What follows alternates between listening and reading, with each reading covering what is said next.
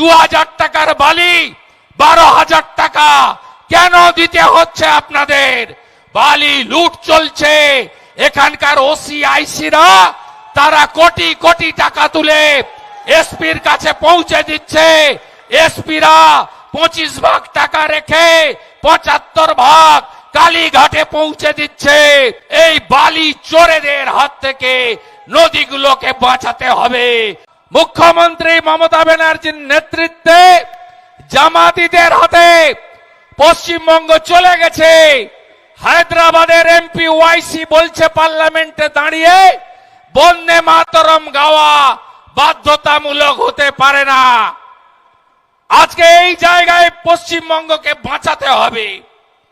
আজকে পূর্ব পাকিস্তান বাংলাদেশ আজকের সেখানে যে সংস্কৃতি যে কালচার আমদানি করা হয়েছে ঠিক একইভাবে এপারেও সেই কালচার আমদানি করেছেন মমতা বন্দ্যোপাধ্যায়। তাই মনোভট্ট মমতা, তাড়াতে হবে মমতাকে, তাড়াতে হবে।